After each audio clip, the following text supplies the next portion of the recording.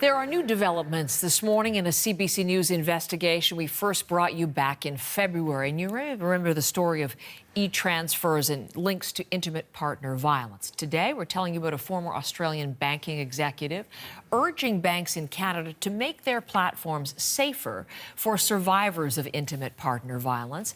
More women have come forward to CBC News. They have been detailing how their abusers have used e-transfers to send them harassing or threatening messages. Katie Nicholson had the original story about a woman in Sault Ste. Marie, Ontario, who received multiple abusive e-transfers from her ex before he killed her. And Katie has some new details as she continues to look into this. Thanks for coming back today. What are you now hearing from people, Katie? Well, it's really a problem that has plagued people across the gender spectrum in Canada, but it is predominantly women who are subject to this type of financial abuse.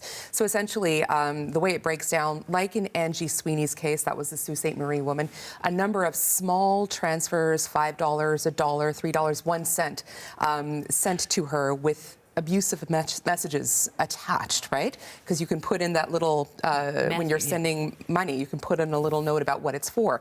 So people are using this, abusers are using this to continue threatening messages. It usually happens after, like in the case of Angie Sweeney, you have tried to block the abuser on multiple platforms, your phone, social media.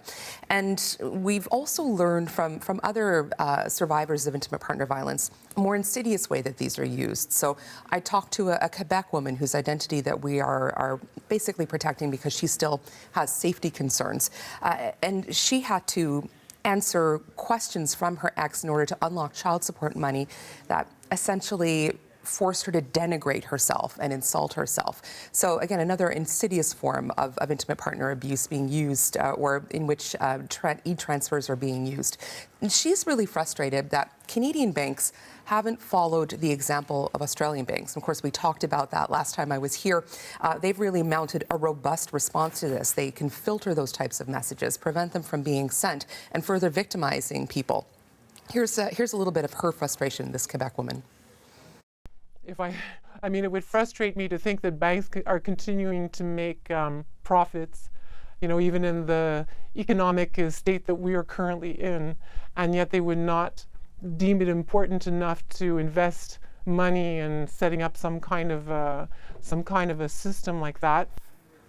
And so what she and others are telling us is they really want to see the Canadian banking industry take this head on and really start to crack down on these abusers. Obviously not at the level, I mean, we talked about this last time and you've already mentioned, not at the level of the response from Australian banks, but what are Canadian banks doing? Well, we went back to them after our original story and we asked them a number of questions. What are they doing? We went to all the major players, Scotiabank, RBC, TD, CIBC, BMO. None of them would answer our questions. They deferred to the Canadian Bankers Association, which really can't speak about operational issues, but they said that all of their members have policies around harassment in place and they are pursuing, always looking at technology that could help their customers, but really no specifics and no concrete actions as to whether they're taking this on in the same way that the Australian banks have. Of course, stark contrast. When you think about Australia, they put in that special AI program that weeds out those offensive words and prevents more than 1 million abusive e-transfers from being sent since 2020. They have it baked into their terms and conditions. 14 banks basically lay it out. If you bank with them, you cannot use their platform for abusive purposes.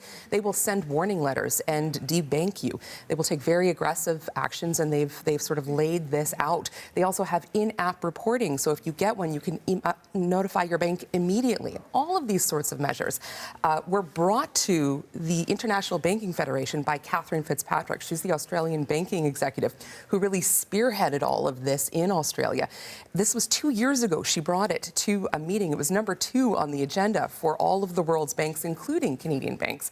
And she says it's really time for Canadian banks to start putting together a strong action plan. Here's Catherine Fitzpatrick.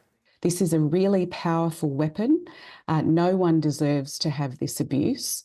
And so it's really important that those who have the technology, those businesses that can disrupt the abuse, do so. So I would really encourage every bank in Canada to look at the way the Australian banks, some of the UK and the New Zealand banks are starting to move on this problem. So Heather, what's really striking about this is that all of these Australian banks have resource and tool pages specifically for people who are experiencing intimate partner violence. And they even offer, in some cases, counseling services for their clients if you're going through this. But this is, I want to show you this example. Okay, this is one of the national banks there. I'm going to look at it here because we've pulled it up to have everybody share and what it looks like. So this is one of the resource pages that they have. Most of the banks have this, but you'll see there's a quick exit right here. And this is baked in throughout the page. So as you're looking at the different resources and tools that you can access, if, say, the abuser walks in and you need to get off this page really quickly, they have this sort of panic button, and it's throughout the page. You can hit really quickly, and it essentially just takes you away to a generic banking page and sort of wipes it so that you won't be traced, and it's an extra measure of security. So it really speaks to how thoughtful the banks were in trying to protect their clients who were going through this.